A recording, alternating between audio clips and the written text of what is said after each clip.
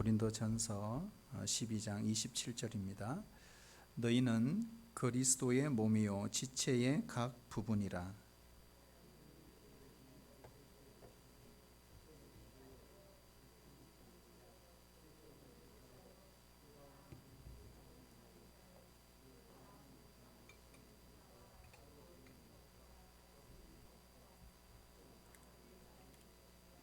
다 사도이겠느냐, 다 선지자이겠느냐, 다 교사이겠느냐, 다 능력을 행하는 자이겠느냐.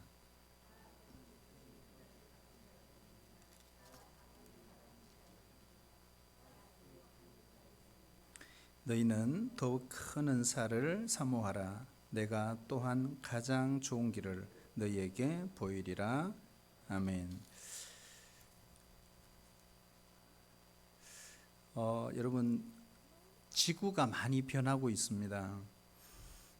이상 기온이 발생하고요.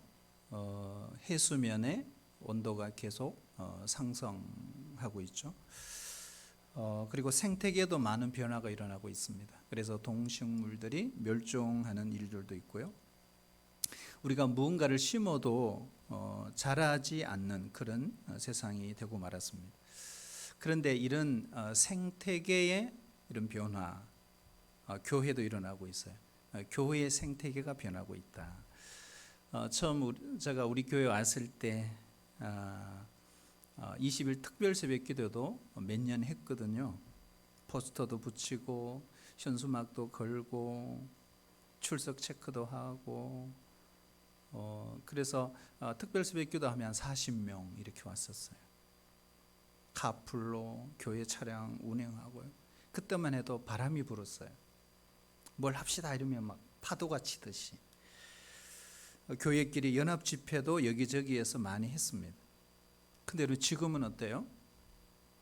코로나 시대가 아니라도 지금은 이 모든 것들이 다 많이 약해졌어요.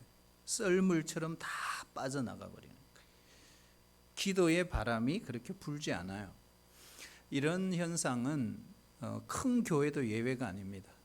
큰 교회들은 내적인 영적 골다공증에 빠져 있는 것. 사실 이것이 우리 현실이거든요. 우리 미래학자인 최현식 목사님이 계세요. 최윤식 목사님이 계세요. 유명하신 분인데요. 한국 교회의 미래 지도라는 책을 썼어요. 1, 2 이렇게 나와 있어요. 근데 그게 보면 10년 안에 한국 교회가 반토막이 날 것이다. 이게 2020년에서 2040년까지 그 사이에. 그래서 앞으로 10년이 한국 교회의 골든 타임이다. 이렇게 이야기했어요. 여러분, 이게 맞을까요, 틀릴까요? 맞을 수도 있고 틀릴 수도 있어요. 그런데 미래학자다 이러면요, 이거는 다 인정해 주는 분들이에요. 10년 안에 이 위기를 어떻게 대처하는지에 따라서 우리 한국교회의 생사가 달려있다 이렇게 말합니다. 이런 교회의 위기 그리고 이 생태계의 위기 보면 거의 비슷해요. 여러분, 생태계에 왜 위기가 왔을까? 왜 이 지구에 위기가 왔을까? 왜 왔을까요? 여러 가지 이야기를 하지만 가장 중요한 포인트가 있어요. 그게 바로 생명이에요. 생명. 그래서 생명에 대한 배려가 없이 계속 성장만 강조했다는 거예요. 그래서 성장 위주로 달려와다 보니까 경제는 발전했지만 그 경제 발전의 결과로 어떤 일이 벌어지냐? 생태계가 파괴되고 공해가 발생하고 환경이 오염되고 오존층이 다 파괴되고 북극의 얼음이 녹아서 이런 일들이 계속 벌어지는 거죠. 여러분, 이건 과학 발달이 우리에게 가져온 그런 역기능의 결과입니다. 여러분, 교회도요 똑같아요. 비교를 해보면 교회도 보면 이런 성장주의, 그렇죠? 그래서 이런 걸 이제 요즘에는 번영신학이라고 그러죠. 번영신학. 그러니까 여기에 많이 빠져 있었던 거. 근데 거기에는 뭐가 없는 거예요? 생명의 가치, 생명의 가치는 뒷전에 있어요. 그래서 한 사람의 생명을 귀하게 여기는 것이 얼마나 중요한지 잘 몰랐어요. 그러니까 한 사람의 생명은요, 단순히 하나가 아니에요. 여러분, 생명은 서로 연결이 되어 있거든요. 예를 들어서 만약에 여러분 지렁이가 멸종이 된다 생각해 봐요. 여러분, 지렁이만 멸종이 될까요? 먹이 사슬이라는 게 있잖아요. 지렁이 하나만 사라지는 게 아니잖아요. 지렁이를 먹고 사는 그 모든 동물들도 살 수 없게 되는 거죠. 그러면은 또 다른 동물들이 사라지게 되는 거죠. 그리고 그 위에 또 다른 동물들이 사라지는, 이처럼 도미노처럼 이 생태계가 무너지는 이런 결과가 얼마든지 올 수 있다는 거예요. 근데 여러분, 이런 영향은요, 사람에게까지 왔어요. 그리고 교회에도 불어닥쳤어요. 그래서 교회의 생태계가 많이 변하고 있죠. 그래서 내 교회만 잘 자라고 쑥쑥 성장해서 그 교회만 건강하면 살아남는가? 아니라는 사실입니다. 여러분, 내 교회가 성장하는 것은 과연 그 교회가 잘나서 그렇게 된 걸까? 그것도 아니에요. 여러분, 이걸 이제 지역교회라 그러잖아요. 지역교회. 그러니까 원주 하면 원주 안에 여러 교회들이 있어요. 근데 왜 지역교회가 살아있으면요, 이거는 뭐냐, 한 교회만 산다는 게 아니에요. 지역교회 전체가 살아있으면 또 그 사람들이 어떻게 해요? 이 원주보다 더 큰 도시로 이사를 하고, 그렇잖아요. 또 직장을 따라서 이렇게 움직일 수 있어요. 그래서 큰 도시로 옮기게 되죠. 그러면은 그 도시에 있는 큰 교회가 어떻게 해요? 그 사람들을 또 이렇게 모으게 되는 거예요. 그래서 도시 교회가 계속 커지는 이런 현상들을 지금까지 우리 한국교회 형태입니다. 그래서 농어촌 교회가 모짜리 교회였거든요. 그 농어촌 교회에서 잘 어릴 때부터 유치원부터 해가지고 키우고 교육하고 중고등학교까지 이렇게 다 키워놓으면 다 어디게요? 대도시로 나가잖아요. 그래서 농어촌 교회가 모짜리 교회라 그랬어요. 그래서 대도시 교회가 그렇게 성장을 하고 했던 겁니다. 그러다 보면 교회가 커지는 거죠. 그래서 도시 교회가 어떤 특별해서 그래서 커진 게 아니에요. 여러분, 잘 따라오셔야 됩니다. 반대로 여러분, 만약에 지역 교회가 죽었어요, 농어촌 교회가 죽어요, 그럼 어떻게 될까요? 이거는 그 한 교회가 죽는 게 아니에요. 큰 교회도 죽어요. 죽는다 그러니까 좀 이상하지만 실제로 그렇다. 여러분, 큰 교회들도 지금 어떻게 교인의 숫자가 계속 늘까요, 줄까요? 계속 줄고 있어요. 네. 어쩌면 작은 교회들보다 훨씬 빠르게 줄고 있어요. 재정은 어때요? 여러분, 재정도요 모자라요. 우리 강원노예 같은 데도 보면 서울의 큰 노예들이 다 끊었어요. 미자리 교회 도와줬거든요. 몇 년 동안 계속 이거 다 끊었어요.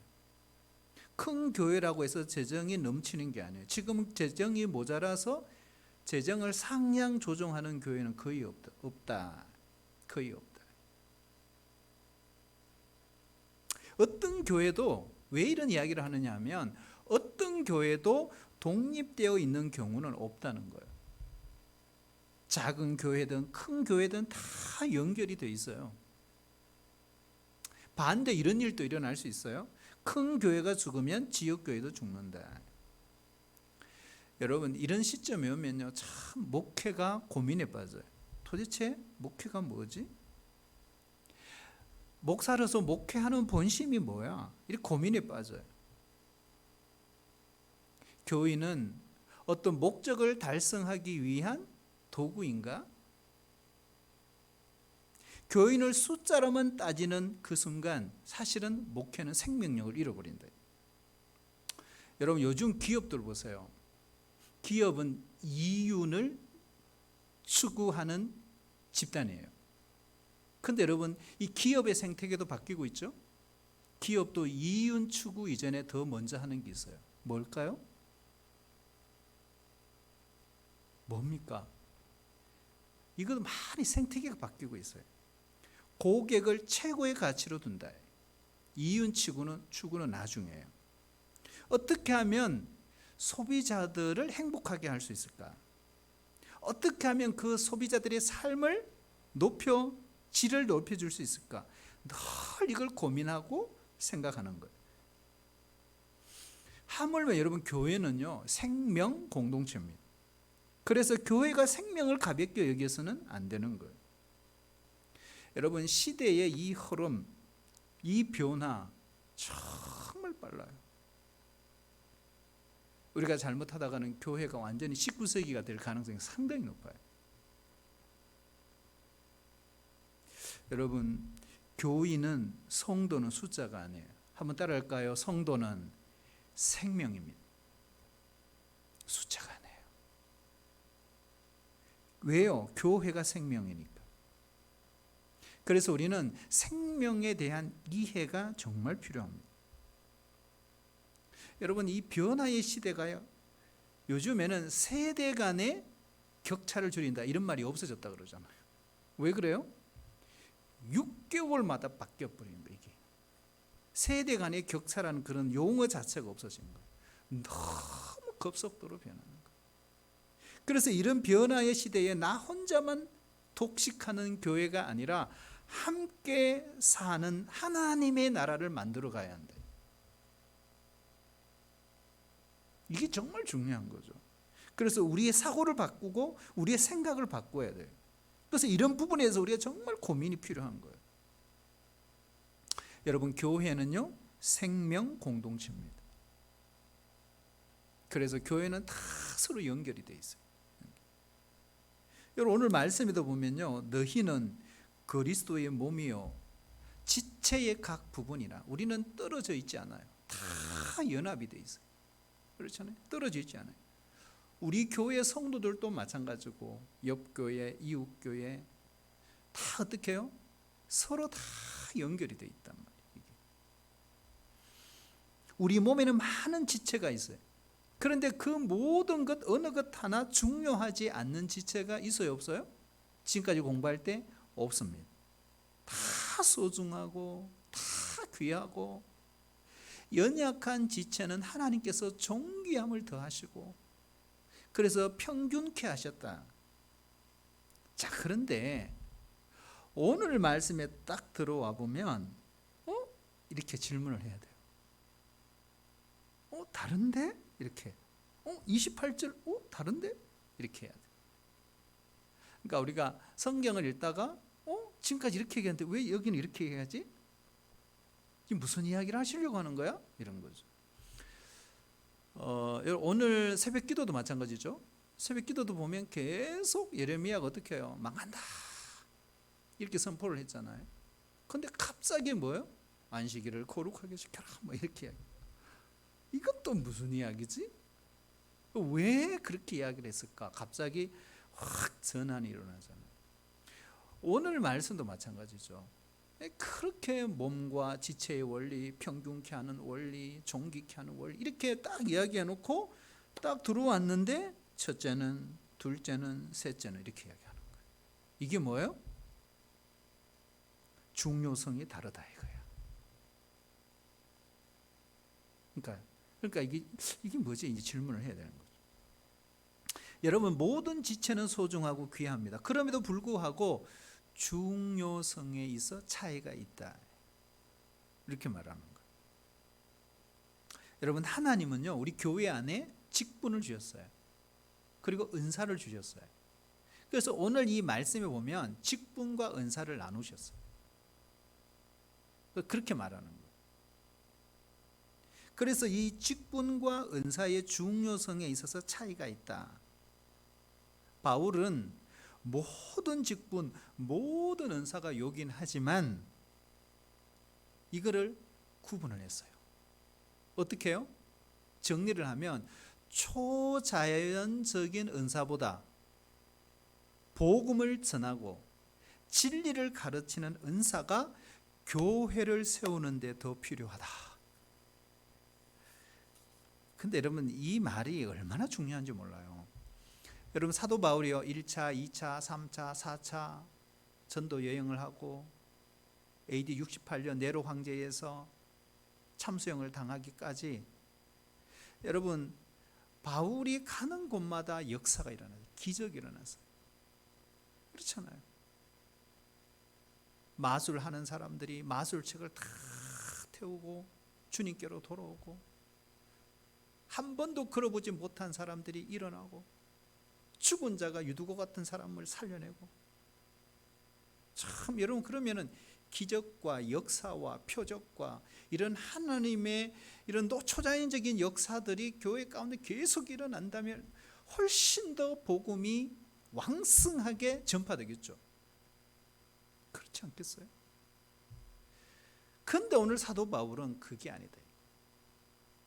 초자연적인 은사보다 이것이 먼저야, 이렇게 이야기하는 거예요. 여러분, 예수님도 똑같았어요. 예수님도 3년 동안 공생애 하시면서요, 얼마나 많은 표적과 이적과 기사를 보이셨어요. 그렇잖아요. 그런데 예수님이 마지막까지 하신 일이 뭐예요? 말씀으로 훈련시키는 거예요. 부활하시고 난 뒤에도 역시 마찬가지예요. 구약 성경을 이야기하시면서 그들에게 말씀을 통해 깨닫도록, 말씀을 통해 눈이 열리도록, 말씀이 믿어지도록 그렇게 하신 거예요. 그러니까 이 모델을 베드로도 그대로 따라합니다. 여러분, 바울도 그대로 따라합니다. 왜요? 예수님의 제자들이니까. 예수님의 카피본이에요. 복사본이에요. 그대로 합니다. 예수님이 하셨던 그 설교 스타일 그대로 합니다. 역사 설교를 그대로 따라하지 않습니다.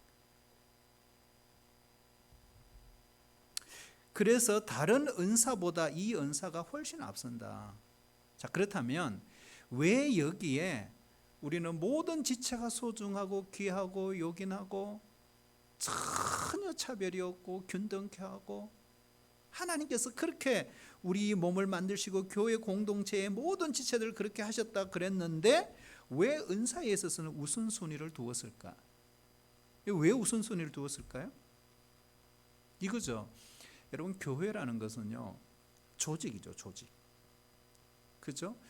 교회가 조직을 통해서 하나님 나라를 이루어 갈 때 교회의 유익을 도모하기 위해서는 무엇보다 가장 중요한 게 뭘까요?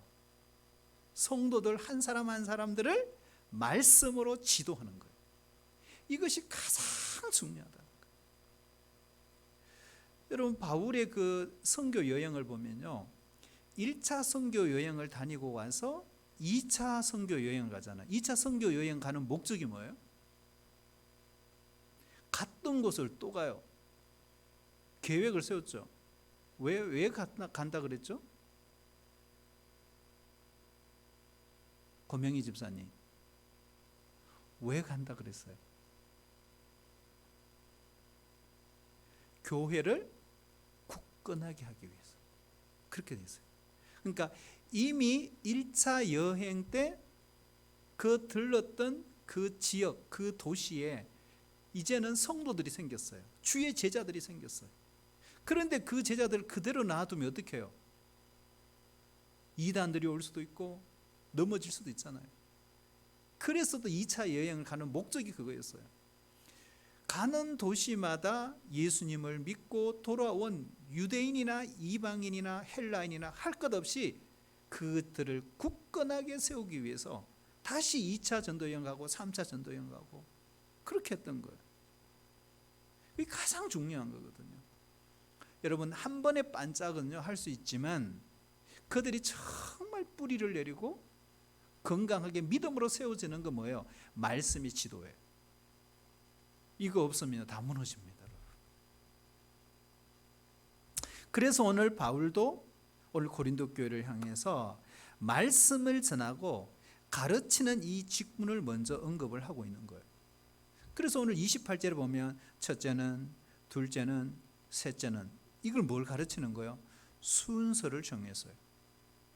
첫째가 더 중요하고 그 다음 둘째, 그 다음 셋째다 이 말이에요. 그러면은 뭐가 가장 중요하다는 거예요? 첫째가 가장 중요하다 이런 거예요. 그렇죠? 자, 여러분, 우리 몸을 한번 생각해 봐요. 우리 몸도 보면 안 중요한 것이 하나도 없어요. 다 중요해요. 다 소중해요. 여러분, 그냥 가시 하나 바뀌어도, 손가락이 하나 바뀌어도 얼마나 힘들어요. 그래서 다 소중하고 귀합니다. 그런데 더 중요한 부위가 있다. 그렇죠? 예를 들면 우리 뇌, 심장. 뇌나 심장은 뭐와 관계 있어요? 우리의 생명과 직결되어 있어요. 그런데 만약에 내 의지로, 생각해봐요. 내 의지로 뇌와 심장을 지배할 수 있습니까? 돼요, 안 돼요? 안 돼요. 안 돼요. 만약 이건 가능하죠. 나 안 걸어갈 거야, 서 있을 거야. 이게 되죠. 그렇잖아요. 그런데 내가 대뇌에서 뇌를 지시시켜 가지고 심장 멈춰. 만약에 내가 의지로 그렇게 할 수 있으면 사람들이 다 죽어버리는 거예요. 그렇잖아요. 그건 안 되는 거예요. 그러니까 생명은 내 의지로 그렇게 할 수 없도록 우리 몸을 그렇게 만들어 놓았다는 거예요. 그래서 우리 몸의 뇌나 심장은 정말 중요한, 그죠? 생명과 직결되어 있다 하는 걸 우리가 알 수 있습니다. 여러분, 참고로 우리 심장은 하루에 몇 번 뛴다 그랬죠? 하루에. 모르시군요. 전에 한번 이야기했는데요. 하루에 심장 펌퍼질을 10만 번 한다는 거예요. 여러분, 이건 내 마음대로 내일부터 5만 번만 뛰어. 이러면 병에 걸린 거예요. 너무 빨라도 문제고 너무 늦어도 문제예요. 그렇잖아요. 이건 내 마음대로 안 되는데. 우리의 의지와 전혀 상관없이 움직이잖아요. 이런 게 있다는 거예요. 그래서 우리 몸에 있는 기관들 중에서 내 의지와 상관없이 움직이는 것들은 그만큼 중요하다. 그걸 건드리지 못하고 하나님이 만들어 놓으신 거예요. 여러분, 그것만 있는 게 아니죠. 우리 몸에는 뼈도 있죠. 뼈, 척추뼈, 다리뼈, 팔뼈, 뭐 이런 것들이 다 형성이 돼서 우리의 몸의 골격을 딱 유지하게 해주잖아요. 그렇잖아요. 그러니까 이게 아름다움이 그 골격에서 나오거든요. 그게. 여러분, 우리 눈, 코, 입도 마찬가지잖아요. 그죠? 눈, 코, 입, 감각기관. 눈으로 보고, 귀로 듣고, 코로 냄새 맡는 이런 감각기관. 근데 여러분, 보면 이 아름다움은 뭘로 나타나느냐? 눈으로 보면. 저처럼 눈이 작은 사람이 정말 아름답잖아요. 요즘 눈 큰 사람들이 너무 많아요. 매력이잖아요, 매력. 네? 그렇잖아요. 여러분, 코도 매력이고요, 입술도 매력이죠.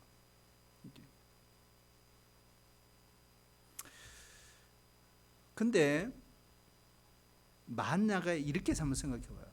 코가 못생겼어요. 코가 못생겼어요. 그래서 우리 한이가 항상 저를 보고 왜 아빠를 닮았냐고. 코를 엄마를 닮았으면 좋았을까.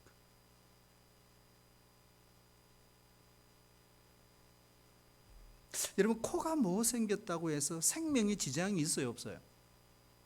전혀 없어요. 괜찮아요. 하은아, 괜찮아요. 여러분, 우리 입으로 있잖아요. 음식을 먹잖아요. 그렇죠? 음식만 먹나요? 아니죠. 의사소통을 할 때 말로 입술을 하는 거죠. 우리 몸에는 또 배설기관들이 다 있어요. 그래서 모든 생식을 할 수 있도록 하나님께서 그렇게 다 만들어 놓으셨거든요. 존귀해요. 정말 존귀해요. 여러분, 교회도 이렇게 생각을 해보셔야 돼요.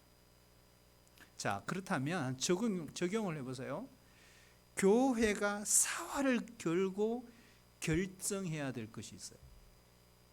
생명을 걸고 결정해야 될 직분과 은사가 있다, 이 말이에요.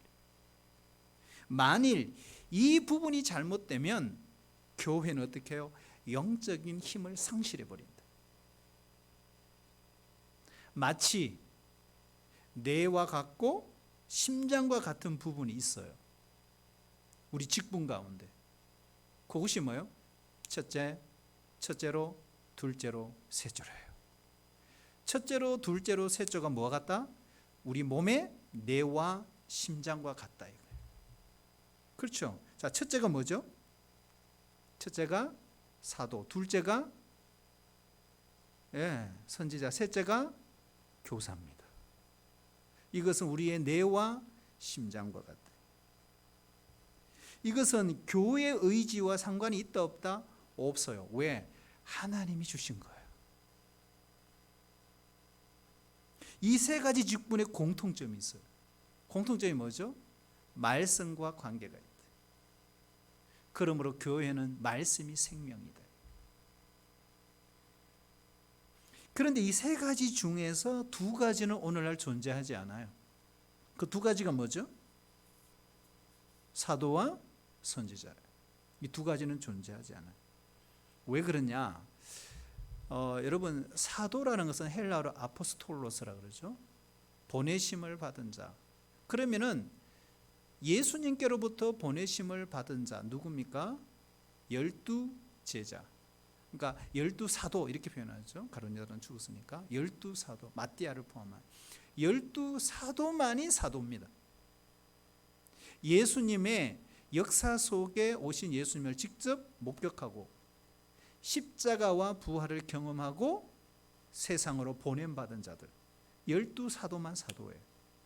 자, 그렇다면 사도는 더 이상 존재한다 안 한다? 존재하지 않습니다. 그렇죠. 사도는 존재하지 않아요. 그러면은 뭐가 남아요? 사도는 존재하지 않지만 사도들이 남겨놓은 교훈이 있죠. 사도들이 남겨놓은 사역이 있어요. 그래서 그 교훈과 사역 위에 교회가 세워진 거예요. 여러분, 사도들이 남긴 교훈이 뭐죠? 신약 성경이잖아요. 신약 성경. 우리 사역훈련할 때 공부하셨죠? 시험도 다 쳤어요.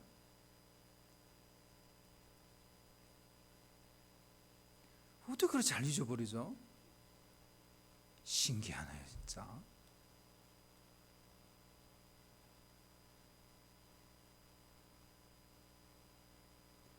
여러분, 사도들의 사역은 뭘까요? 사도들의 사역은 사도들이 했던 사역을 말하죠. 그게 뭡니까? 바로 복음의 증인이죠. 말씀을 전하고 복음을 땅끝까지 전했던 그 증인의 사명을 감당하는 것이었습니다. 그래서 이 교회의 기초는 바로 이 사도들의 그런 교훈과 사역 위에 세워져 있다. 그러므로 여러분, 다른 교훈 위에 서 있으면 그거는 교회가 아닙니다. 사도 바울이 1차 선교 여행을 마치고 2차 선교 여행 때 고린도에서 소식을 듣잖아요. 왜요? 갈라디아에 유다 선생들이, 거짓 사도들이 들어와서, 선생들이 들어와서 갈라디아 교회를 엉망으로 만들어놨대요. 그래서 다른 복음을 전하는 자는 내가 가면 가만두지 않겠다. 그 갈라디아서 읽어보면요, 정말 무서워요. 갈라디아서 1장 1절부터 읽어보세요. 너무너무 화가 난 이 바울이요, 인사도 안 해요. 그냥 자기 감정을 막 1절부터 쏟아내버려요. 그래서 내가 감히 이놈들 죽인다 막 이렇게 해놨어. 다른 복음을 전하는 자들 용납할 수 없다 그랬어요. 그런 거죠. 그래서 다른 복음 위에, 다른 교훈 위에 서 있는, 그리고 새로운 계시를 주장하는, 다른 것을 믿는 교회는 교회가 아니다. 그래서 교회는 반드시 성경의 기초 위에 서 있어야 한다. 아무리 자기 체험이 생생하고 자기 체험의 능력이 있더라도 성경보다 더 중요한 것은 없다. 요즘 인문학을 이야기 많이 하죠. 여러분, 인문학을 강조하는 그 전문가들의 그 말, 정신분석학에서 그 의사들이 하는 그 말을 성경보다 더 권위를 가지고 말하는 사람도 있어요. 그러나 여러분, 교회는 성경에 절대 권위를 두어야 한다. 절대 권위 두어야 한다. 그래서 교회의 직분 가운데 제일 먼저 사도를 둔 거예요. 여러분, 선지자는 오늘날 존재하지 않아요? 선지자도 존재하지 않습니다. 사도는 아니에요. 하지만 사도에 버금갈 정도로 그 비중이 높아요. 그 당시에. 그래서 사도들과 함께 말씀을 전했던 사람들이 있습니다. 자, 에베소서 2장 20절 우리 한번 읽어볼까요? 에베소 2장 20절요. 시작. 너희는 사도들과 선지자들의 터 위에 세우심을 입은 자라. 아멘. 그래서 이 땅에 존재하는 모든 교회들은 사도들의 터 위에 세워진 공동체다. 그러니까 신약 성경 위에 세워진 공동체고, 동시에 선지자들의 터, 구약 성경 위에 세워진 공동체다. 공동체. 여러분, 사도도 선지자도 다 뭐와 관계 있다? 말씀과 관계 있어요. 그렇죠? 자, 세 번째 보면 마지막으로 보면 교사죠, 교사. 여러분, 교사는 어떤 사람일까? 여기에 교사는 성경을 풀어 가르치는 사람을 교사다. 이렇게 성경을 풀어서 가르쳐 주는 사람. 오늘날을 말하면 목사는 교사에 속합니다. 말씀 사역자는 교사에 속합니다. 그러나 이제 실제로 여러분, 목사는요, 교회의 목회 일을 하는 사람이죠. 말씀을 가르치면서 성경의 원리로 양들을 잘 돌보는 이 사역을 하는 사람. 그런데 목사에게 있어서 가장 중요한 사역이 있어요. 그럼에도 불구하고 가장 중요한 사역 뭘까요? 바로 성경 속에서 말씀을 길어내는 것. 이게 가장 중요해요. 성경이란 우물 속에서 두레박을 넣어서 시원한 생수를 끌어올리는 것이 목사의 목회 사역의 가장 중요한 일이에요. 여러분, 이것이 죽으면 아무리 뛰어난 지도력이 있고 아무리 조직력이 뛰어나고 아무리 통제력이 있다고 하더라도 교회는 생명력을 잃어버린다. 여러분, 설교는 쉬워요, 어려워요? 설교는 쉬울까요, 어려울까요? 우리 이번에 박 장로님 새벽기도 한 이틀 하셨잖아요. 장로님 처음 하신 거잖아, 그죠? 자주 해보시면 돼요.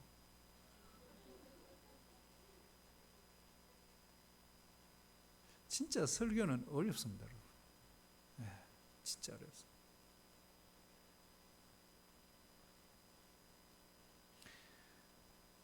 고인이 되셨지만요, 옥하는 목사님은요, 주일 토요일 밤 12시, 새벽 1시 그때까지 안 주무시고 그 팩스를 이동훈 목사님한테 넣어가지고 원고 좀 봐달라고. 근데 이동훈 목사님 잠도 못 자는 거예요.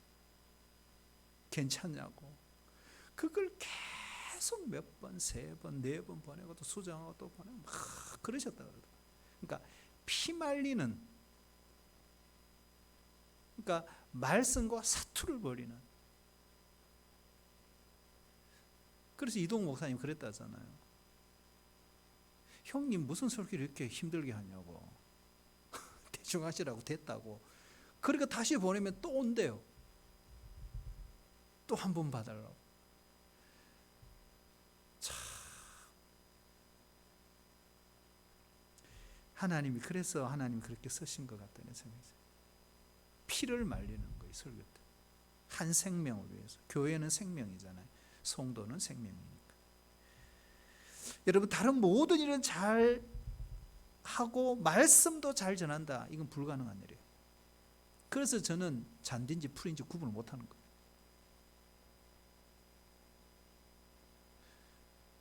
그거는 뭐냐면 설교라도 잘 전하면 되잖아요. 그것도 잘 안 되고 참 골치 아파요.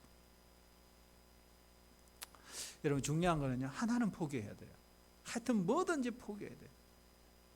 밥을 포기하든 요리를 포기하든 뭐 어떤 포기를 해야 돼요. 이런 목회자는요, 말씀 하나를 위해서 목숨을 걸어야 합니다. 왜 그런가?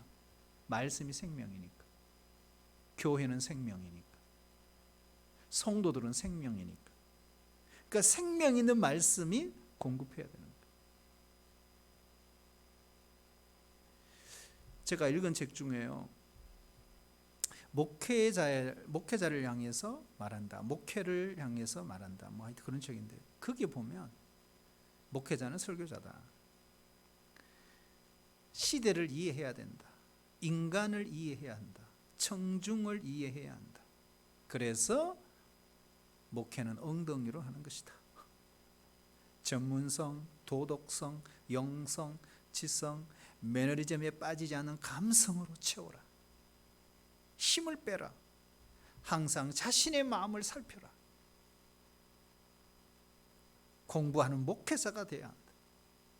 책상이 열방이다. 공부는 예배다. 그래서 영적인 권력을 키워야 돼요. 여러분, 우리 성도들은요, 영적 권력이 있어야 돼요. 근데 여러분, 영적 권력은 어떻게 생겨요? 배워야 돼요. 공부해야 돼요. 그거 안 하면 영적 권력 안 생겨요. 여러분, 우리가 영적으로 면역성을 키워야 바이러스와 싸워 이길 수 있는 거예요. 영적 면역성이 약해버리면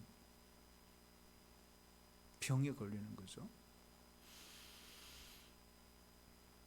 그런데 여러분, 좀 중요한 게 있어요. 그러면 말씀만 있으면 되느냐? 또 그렇지 않아요. 참, 그래서 이게 참 아주 오묘해요. 그 교회는요, 우주와 같아요. 소우주와 같은 거죠. 말씀만 있으면 교회가 균형을 이루어지느냐? 아니에요. 왜요? 여러 가지 뼈대가 있어야 돼요. 그래서 오늘 직분을 이야기하고 그 다음부터 하는 이야기가 은사예요. 은사가 등장하는 거예요. 능력을 행하는 자, 능력을 행하는 자. 그러니까 여기에 능력이란 것은 병 고치는 거, 귀신을 쫓아내는 거, 뭐 이런 거죠. 여러분, 병 고쳐 보셨어요? 귀신 쫓아내 보셨어요? 이런 거죠. 이게 다 뭐예요? 능력 행하는 것이다. 여러분, 지금도 교회 공동체 안에 이런 은사가 있어요. 그래, 이런 은사가 지금도 얼마든지 일어날 수가 있는 겁니다. 그리고 이것은 어떤 특정한 사람에게만 주어지는 게 아니에요. 여러분, 특별한 사람에게만 나타나는 게 아니에요. 우리가 함께 기도하다 보면 하나님께서 우리를 돌보세요. 사랑이 임하는 곳에 병의 치유가 일어나는 거예요. 그리고 정신이 온전해지는 거예요. 그런 일이 일어나는 거예요. 여러분, 우리가 어디 아프면요, 병원의 도움을 받아야 합니다. 우리 그런 이야기 있죠. 우리는 코로나 안 걸려. 하나님이 지켜주시니까. 그런가요? 저도 오늘 맞았거든요. 저는 믿음이 없었어. 일단은 맞고 보자. 아니에요, 여러분. 여러분, 의사도 하나님이 주신 선물이에요. 이걸 뭐래? 일반 은총이라고 그러거든요. 일반 은총. 그러니까 하나님께서 역사를 하실 때는 특별 은총을 통해서도 역사를 하세요. 하지만 병원이라는 것을 세워서 그 속에 훌륭한 의사들을 통해서 하나님의 일반 은총을 주신 거예요. 왜요? 여러분, 아무나 의사가 됩니까? 의사 아무나 못 되는 거예요. 공부를 정말 많이 해야 돼요. 남이 보지 못하는 걸 보고 남이 깨닫지를 못하는 걸 깨닫고 깊이 들어가서 인간의 그 해부를 하고 인간 속에 있는 모든 질병들을 어떻게 치료하는 걸 다 공부를 하는 거죠. 그러니까 보통 머리로는 의사가 못 됩니다. 그런데 여러분, 그런 것들을 하나님이 깨닫게 해주시고 알게 해주셔서 우리 인간을 치유하도록 하신 거예요. 이게 다 뭐예요? 일반 은총이에요. 이게 거부할 일이 아니에요. 자, 그럼에도 불구하고요, 너무 또 약을 의존하면 안 돼요. 또 믿는 사람이 신앙인인데 맨날 아프면 약부터 찾는 거예요. 어느 날 집사람이 저보고, 아니 목사가 되어서 기도를 해줄 생각은 안 하고 병원 가보라 그러면 어떻게 하냐고. 진짜 그런 거예요. 우리 교회 성도들을 위해서는 그렇게 기도해주고, 권사님, 집사님 기도합시다. 신방도 가고 전화도 하고 일부러 또 전화도 하고 막 이러면서, 가족이 아프다 그러면 병원에 가자고 혼나도 싸요. 그럼 무조건 아프다고 해서 약만 의존하는 거, 이것도 문제. 또 병원을 절대시하는 거, 이것도 문제고요. 여러분, 그 다음에는 서로 돕고 다스리고 각종 방언을 하는 그 은사들이 교회 안에 다 필요하다 그랬어요. 서로 돕는 거, 여기서는요 재정 활동을 말하는, 재정으로 봉사하는 사람, 다스리는 사람. 공동체 안에도 다스리는 걸 잘하는 사람들이 있거든요. 이게 무슨 말이냐 하면 순서를 딱 정하는 거예요. 복잡한데 탁탁탁탁 해가지고 일사천리 일을 하시는 분들이 있어요. 그런 분이 필요하다 안 하다? 필요해요. 이런 사람. 그리고 질서를 잘 유지하는 사람, 이게 은사입니다, 여러분. 이게. 그리고 방언도 이거 보면 각종 방언이라 그래서. 근데 고린도 교회 안에는 여러 가지 종류의 방언이, 뭐 히브리 방언, 영국 방언, 미국 방언, 뭐 러시아 방언, 뭐 이슬람 방언, 뭐 이런 다양한 방언을 하는 사람들이 많았다. 여러분, 지금도 방언의 은사는 있습니다. 그래서 오늘 사도 바울이 이렇게, 다 사도겠느냐, 다 선지자겠느냐, 다 교사겠느냐, 다 병 고치는 사람이겠느냐, 다 귀신을 쫓아내는 사람들이겠느냐, 다 방언을 하는 사람이겠느냐, 다 통역을 하는 사람이겠느냐, 이렇게 말해. 그런데 여기 재미있는 게 있어요. 직분을 말하고 은사를 말하는데, 은사를 말하면서 제일 마지막에 어떤 은사를 뒀어요? 방언의 은사를 딱 배치를 했어요. 이거는 바울의 의도성입니다. 왜 그럴까? 여러분, 고린도 교회의 문제는 어디서부터 시작됐어요? 방언에서 시작된 거예요. 뭐 우리가 바울파, 게바파, 그리스도파, 아볼로파 이런 여러 대 파도 있었지만 영적으로 보면 이 방언의 은사예요. 그래서 이 방언의 은사 때문에 교회 안에 갈등이 일어나고 분열의 원인이 된 것입니다. 그래서 의도적으로 방언의 은사를 끝에 집어넣은 거예요. 왜 그러냐? 그 뒤에 하고 연결하려고 하는 거예요. 더 많은 이들에게 유익을 끼칠 수 있는 더 큰 은사를 사모하라. 그리고 내가 너희에게 좋은 길을 안내해 주겠다 하면서 뭘 이야기하죠? 사랑을 이야기하는 거예요. 그래서 은사 중에 최고의 은사는 뭐예요? 사랑의 은사다. 병 고치는 은사, 능력을 행하는 은사, 방언을 하는 은사, 설교를 하는 은사, 다 좋아요. 그 직분들 있잖아요. 앞에 세 가지 직분, 그거 다 좋아요. 그러나 은사 중에 더 큰 은사를 사모해라. 그것이 바로 사랑이다. 무엇을 하든지 사랑하는 마음으로 해야 한다. 사랑하는 마음으로 봉사하고, 사랑하는 마음으로 설교해야 되고, 사랑하는 마음으로 방언을 해야 되고, 사랑하는 마음으로 전도를 해야 되고. 사랑이 떠나면 아무것도 아니다. 모든 일에 사랑이 있어야 한다. 바울이 강조하는 거예요. 사랑하신 여러분, 정말 그렇습니다. 교회 공동체는요, 직분과 은사가 정말 중요합니다. 그러나 이 모든 직분, 모든 은사는 사랑의 원리를 따라 해야 합니다. 사랑 안에서 해야 된다. 사랑으로 해야 됩니다. 그래야 교회가 건강해지고 문제를 해결할 수 있어요. 여러분, 진짜 신자는요, 이 세상에서 빛과 소금이 되는 거예요. 교회 안에서 찌고 볶으면 안 된다 이거예요. 왜 교회 공동체 안에서 그 고린도 교회 성도들이 자기들끼리 그렇게 싸우냐 이거예요. 세상의 빛이요, 세상의 소금이 되어서 하나님께서 너에게 주신 그 정체성을 지키면서 너에게 주신 그 미션, 사명을 세상에 나가서 감당해야 되는데 왜 교회 안에서 이렇게 하느냐, 그런 거죠.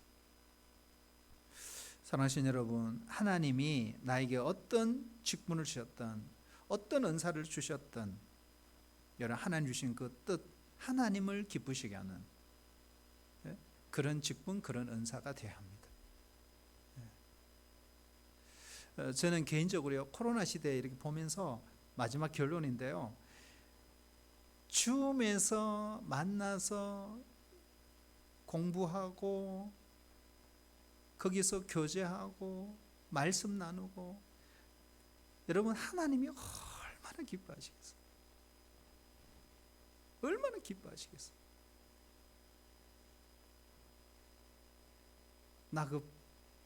여러분 하나님이 가장, 코로나 시대에 하나님이 그걸 가장 기뻐하신다는 걸 여러분 기억해야 합니다. 눈물 나게 하나님 좋아하실 거예요. 우리 같이 한번 기도하겠습니다. 모든 은사가 다 존중받아야 되고, 하나님께서 우리에게 어떤 직분을 주셨든 그 직분은 다 존귀 여김을 받아야 합니다. 그래서 우리 옆에 있는 다른 지체들을 정말 감사하고 살아가야 합니다.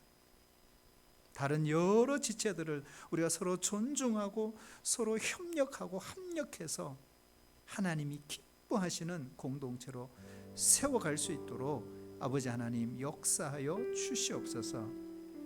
특별히 우리 교회의 생태계가 바뀌고 있습니다. 아버지 하나님, 나 혼자 우리 교회만, 여러분 교회는 생명이요, 생명은 서로 연결이 되어 있습니다. 독식이 축복이 아닙니다. 공존과 상생을 무시한 독자적인 행동은 서로를 어렵게 하고 힘들게 하는 결과가 올 수밖에 없습니다. 항상 우리의 눈을 열고 우리의 마음을 열어서 정말 같이 아파하고 같이 힘들어하고 같이 한 공동체요, 같이 한 가족인 것을 잊지 않고 우리가 살아가야 합니다.